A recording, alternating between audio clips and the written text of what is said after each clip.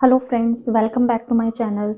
As we were studying about the geography class 6 Earth in the solar system, we have already discussed about the universe, Big Bang theory, galaxy, solar system, planets and what are the basic and special features of the 8 planets. Now as I have already told that we will study Earth and Moon in detail, so we'll start with the Earth. As we all know that Earth is the third planet in our solar system. Because of the water level, we called it as a blue planet. क्योंकि अगर हम space से देखते हैं तो हमारी जो अर्थ है वो हमें ब्लू दिखाई देती है, क्योंकि 75% जो पानी है हमारी अर्थ पे उसकी वजह से, तो इसलिए इसे हम ब्लू प्लैनेट भी कहते हैं। ये चीज हम लोग ऑलरेडी डिस्कस कर चुके हैं। उसके बाद आता है कि और क्या फीचर्स हैं। हम बहुत ज़्यादा डिटेल में अर्थ को नहीं पढ़ेंगे, यूनिक फीचर्स वगैरह की ही बात करेंगे, क्योंकि अर्थ के ऊपर ही हमारी सारी डिस्कशन आगे होने वाली है। उसके मोशंस के बारे में, उसकी टेम्परेचर और ये सब के बारे में हम लोग पढ़ना है हमें। इसके यूनिक फीचर्स क्या हैं इस पर हम बात कर लेते हैं। तो अर्थ के जो फीचर्स हैं, एयर, यहाँ ऐसी एयर अवेलेबल है, ऑक्सीजन, कार्बन डाइऑक्साइड जो गैसेस हैं वो इस क्वेश्चन में अवेलेबल है कि यहाँ पर जो लाइफ है वो पॉसिबल है। सिर्फ एक अर्थ ही ऐसा प्लेनेट है जहाँ पर अभी तक हमें लाइफ होने के, यानी कि ह्यूमन लाइफ, एनिमल और प्लांट लाइफ जो होने की जो ट्रेसेस हैं वो हमें पता है, क्योंकि यहाँ हम लोग यहाँ खुद रहते हैं। उसके बाद यहाँ वाटर अवेलेबल है। थर्ड चीज जो यहाँ अवेलेबल है वो है टेम्परेचर। कैसा टेम्परेचर? मॉडरेट टेम्परेचर, ना बहुत ज़्यादा गर्म कि इंसान जल जाए, ना इतना ज़्यादा ठंडा कि सब कुछ जम जाए। तो एक मॉडरेट जो टेम्परेचर है वो हमारी अर्थ पर मिलता है, जिसकी वजह से यहाँ लाइफ पॉसिबल है। Earth is the only planet where life is possible.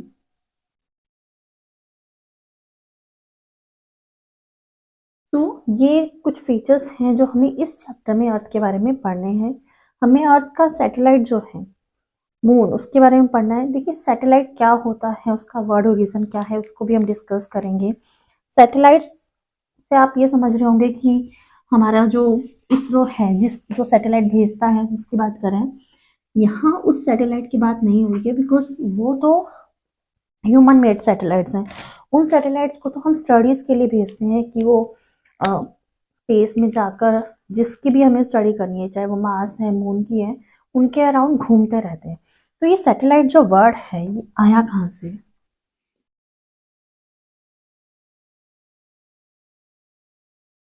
Satellites हम नॉर्मली सुनते हैं, हमें पता है कि सैटेलाइट्स क्या होते हैं। ये जो वर्ड सैटेलाइट्स है ये कहाँ से आया है? ये वर्ड आया है सैटेलाइज से, जो कि एक लैटिन वर्ड है।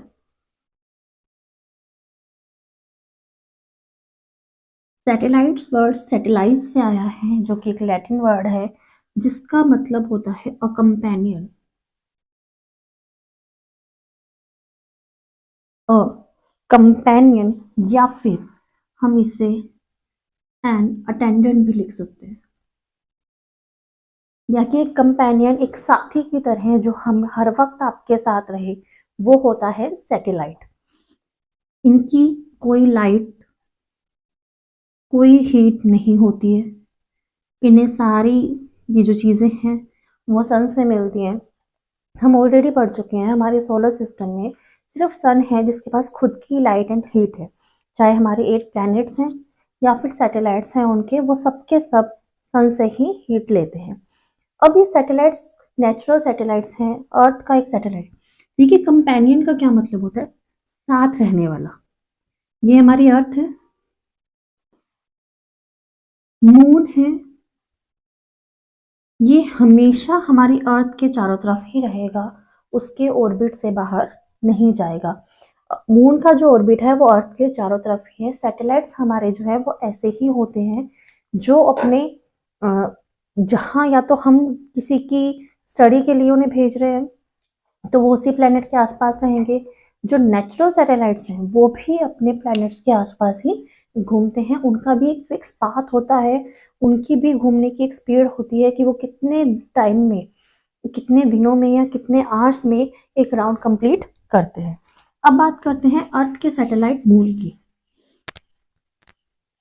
जो कि उसका नेचुरल सैटेलाइट है। देखिए आज के टाइम में जिस तरीके से स्पेस साइंस में मॉडर्न हुई है, एडवांस हुई है, तो बहुत सारी ऐसी चीज़ें हैं, बहुत सारे सैटेलाइट्स हैं जो हर वक्त घूमते रहते हैं हमारी स्पेस में, वो नेचुरल नहीं है। नेचुरल सैटेलाइट्स कितने हैं पहले तो हम वो बात कर लेते हैं। हमारे 8 प्लैनेट्स हैं,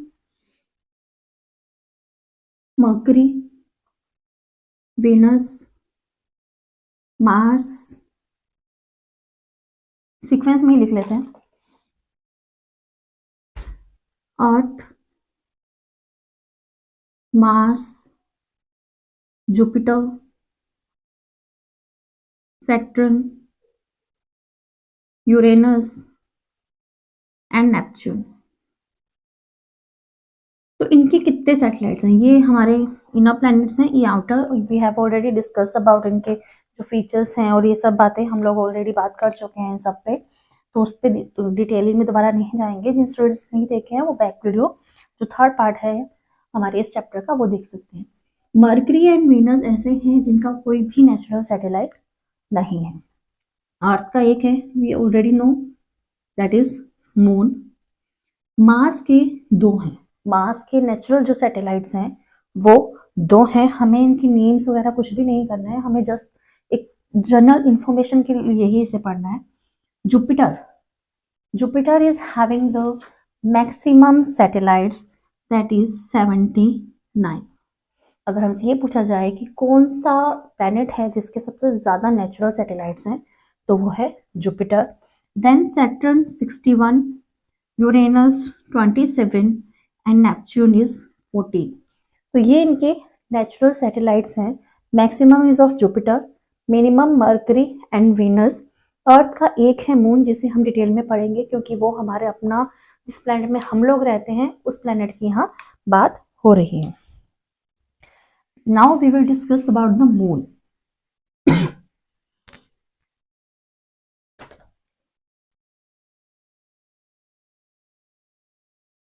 सबसे पहले तो इसका डायमीटर देख लेते हैं, इसका साइज देख लेते हैं। तो this is 1/4 of a moon is 1/4 of the Earth. अब क्वेश्चन ये आता है कि अगर ये अर्थ का भी 1/4 है तो हमें इतना बड़ा कैसे दिखाई देता है, जबकि सन तो हमें छोटा दिखाई देता है, जबकि वो बहुत बड़ा है, उसका डायमीटर जो है वो हमारी अर्थ से बहुत बड़ा है। तो इसका रीजन है कि ये हमारे पास है, नियर देन सन, क्योंकि ये अर्थ का सैटेलाइट है और सन से पास है हमारे, इसलिए हमें बड़ा दिखाई देता है, सन छोटा दिखाई देता है। अदरवाइज जो मून है वो ओनली 1/4 पार्ट ही है हमारे अर्थ का। अब बात आती है कि जो मून है, हमने देखा कि वो हमारी अर्थ है, उसके चारों तरफ एक ऑर्बिट में घूमता है। और हम पहले भी बात कर चुके हैं, मान लीजिए ये हमारी अर्थ है, ये मून है, अर्थ भी घूम रही है, ये भी घूम रहा है, ये खुद भी घूम रहा है और इसके चारों तरफ भी घूम रहा है, दोनों ही तरीके से घूम रहा है। यानी ये यहाँ ऐसे भी घूमेगा और ये अपनी ही पोजीशन पे, अपनी ही एक्सिस पे भी बार बार घूमता रहता है इस तरह से। तो दोनों ही टाइम में इसको कितना टाइम लगता है, तो मून जो है उसे रोटेट एंड रिवॉल्व दोनों ही करने में 28 डेज लगते हैं, जिसकी वजह से हमें हमेशा मून का एक ही साइड दिखता है। ये सन की लाइट से ही रिफ्लेक्ट होता है, ये नॉर्मल सी चीज़ है क्योंकि हम ऑलरेडी पढ़ चुके हैं कि सैटेलाइट्स की या प्लैनेट्स की अपनी कोई भी लाइट एंड एनर्जी नहीं होती है। तो उसके बाद जो चीज़ आती है, 28 डेज लगते हैं। तो क्या ये 28 डेज हमें एक जैसा दिखाई देता है? नहीं, ये हमें डिफरेंट शेप्स में दिखाई देता है क्योंकि ये खुद भी घूम रहा है और अर्थ के अराउंड भी घूम रहा है। एक टाइम ऐसा होता है जब ये ग्रो करता है, शेप छोटे कम से बिल्कुल, हमें जिस दिन मून दिखाई नहीं देता, जिसे हम न्यू मून डे कहते हैं, हिंदी में जिसे हम अमावस्या कहते हैं, इस दिन हमें जो मून है वो बिल्कुल भी दिखाई नहीं देता। इसके बाद थोड़ा थोड़ा ग्रो होना स्टार्ट होता है। जब मून की साइज ग्रो होती है, when moon size continuously grows, तब हम उसे कहते हैं वैक्सिंग पीरियड।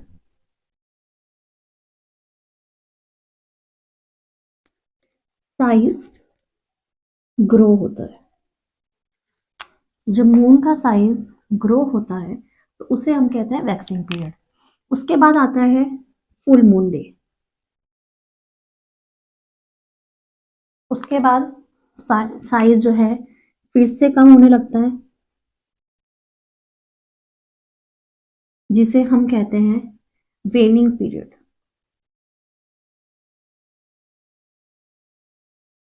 तो ये सन है जो हमेशा चलता रहता है।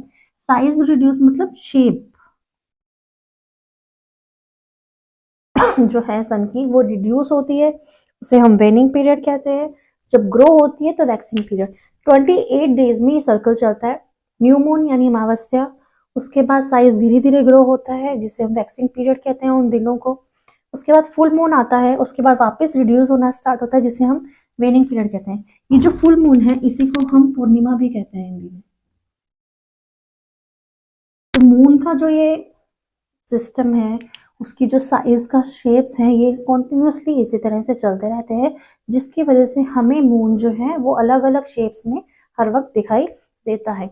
मून से जो एनर्जी हमें आती है उससे हमारी लाइफ पे, हमारी अर्थ पे क्या क्या चेंजेस आते हैं, उन सब के बारे में भी हम जियोग्राफी में स्टडी करते हैं। इसके बाद मून, हमने अर्थ को पढ़ा, सैटेलाइट्स को पढ़ा, मून को पढ़ा। उसके अलावा कुछ और वर्ड्स थे जो हमने हमारे सोलर सिस्टम में पढ़े थे। Asteroids, meteoroids. अब ये क्या है? देखिए, हमें बहुत ज़्यादा डिटेल में तो इनके भी नहीं जाना है, हमें सिर्फ इन वर्ड्स का मीनिंग समझना है और ये समझना है कि ये होते क्या है। तो अर्थ, मून, सैटेलाइट्स के बाहर कुछ वर्ड्स आते हैं। First is asteroids. जब हमने सोलर सिस्टम पढ़ा था तब हमने एक चीज पढ़ी थी कि मार्स एंड जुपिटर के बीच में एस्टेरॉइड की एक बेल्ट है जो सन के अराउंड घूमते रहते हैं। तो ये बेल्ट है क्या चीज? तो हमारे जो साइंटिस्ट हैं जो स्पेस को रिसर्च करते हैं, उनका जो मानना है वो ये है कि ये ब्रोकन पीसीज है किसी पुराने प्लैनेट के जो एक्सप्लोड हो गया है।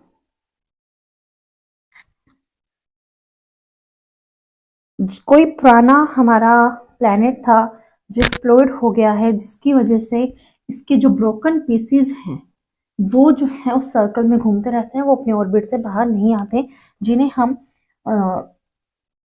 एस्ट्रॉयड्स कहते हैं। हम लोगों ने पहले ही पढ़ा था कि ये जो बेल्ट है वो मार्स एंड जुपिटर के सेंटर में हमेशा रहती है। हमने सोलर सिस्टम में इसे बनाया भी था। नेक्स्ट, इसके बाद आते हैं एस्ट्रॉयड्स के बाद मेट्रॉइड्स।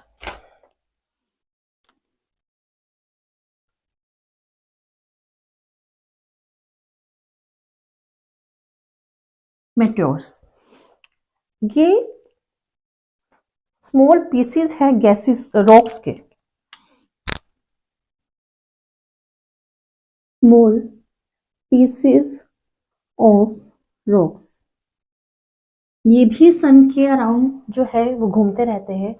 पर ये क्या होता है, कभी कभी अपने पाथ से जो है अलग हो जाते हैं और बहुत तेजी से किसी प्लेनेट की तरफ आते हैं। और जब ये बहुत तेजी से किसी प्लेनेट की तरफ आते हैं तो इनको जो सन के लाइट से जब ये रिफ्लेक्ट होते हैं तो ये हमें शूटिंग स्टार की तरह दिखाई देते हैं। हमें ये शूटिंग स्टार की तरह दिखाई देते हैं। ये एक्चुअली मेट्रोइड्स होते हैं जिसे हम शूटिंग स्टार कहते हैं। हमें बहुत तेजी से आते हुए दिखाई देते हैं। बहुत कम चांसेस में ये हमें जो कहते हैं डायरेक्टली दिखाई देते हैं। पर जिस तरह से भी जो भी शूटिंग स्टार्स हैं जो हैं वो मेट्रोइड्स होते हैं जो बहुत तेजी से आते हैं। ये मोस्टली अर्थ के सरफेस में एयर में जब एंटर होते हैं तो ब्रस्ट हो जाते हैं, जिसकी वजह से शूटिंग स्टार की तरह दिखते हैं। लेकिन कई बार ऐसा होता है कि ये अर्थ के सरफेस पे आ जाते हैं और वहां पे अर्थ के सरफेस पे अगर ये गिर जाते हैं तो इन्हें हम कहते हैं मेट्रॉइड्स। वहाँ इनका जो नाम है वो चेंज होके मेट्रोइड्स हो जाता है।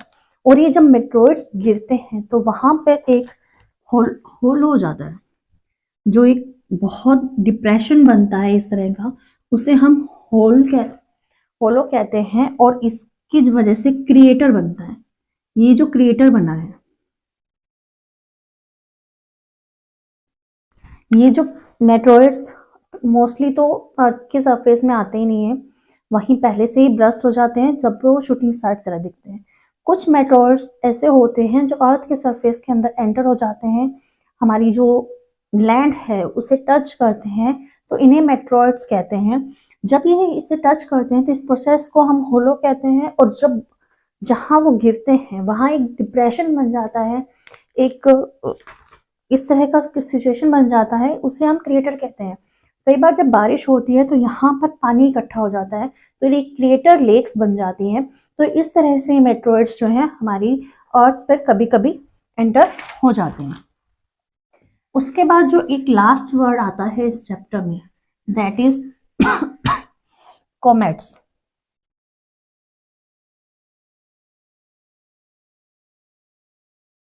कॉमेट्स, ये जो कॉमेट्स हैं ये मासेस हैं आइस, डस्ट एंड गैसेस के। ये जो कमेंट्स होते हैं ये हमारे आइस, डस्ट और गैसेस से बने हुए एक मासेस हैं जो सन के अराउंड घूमते रहते हैं। और ये कई बार सन की तरफ इस तरीके से अट्रैक्ट होते हैं, इतने पास चले जाते हैं कि बहुत ज़्यादा स्पीड से चलते हैं, जिसकी वजह से ये ब्राइट दिखाई देते हैं। कई बार ये बहुत ज़्यादा ब्राइटनेस दिखाई देते हैं। ऑलमोस्ट 76 ईयर्स के बाद ये हमें दिखाई देते हैं, एक पूरी टेल की तरह दिखाई देते हैं। एक बहुत ब्राइटेस्ट स्टार होता है, उसके पीछे पूरी एक टेल होती है, ब्राइट टेल होती है। ये हमें हर 76 ईयर्स में दिखाई देते हैं। और नेक्स्ट हमें 2061 में हम अर्थ से इसे देख पाएंगे। तो जो हमारा चैप्टर है the earth in the solar system, इसमें हमें इतनी ही चीज़ें पढ़नी थी। कुछ चीज़ें ऐसी हैं जो एनसीईआरटी में नहीं दी गई हैं, फिर भी मैंने आपको बताई है, क्योंकि उससे क्या है, चीज़ें बहुत ज़्यादा क्लियर हो जाती हैं।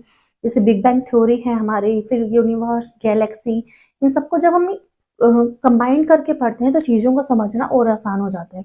हमारा पूरा सोलर सिस्टम, 8 प्लैनेट्स, उनके सैटेलाइट्स, उसके बाद एस्ट्रॉयड, मेट्रोइड्स, कॉमेट्स, इन सबको जब हम एक साथ पढ़ते हैं तो चीज़ें ईजी हो जाती हैं। मून के जो पीरियड्स हैं हमारे, वैक्सिंग और वेनिंग, इससे हमें जो पूरा 28 डेज का जो प्रोसेस है उसे समझने में हेल्प मिलती है।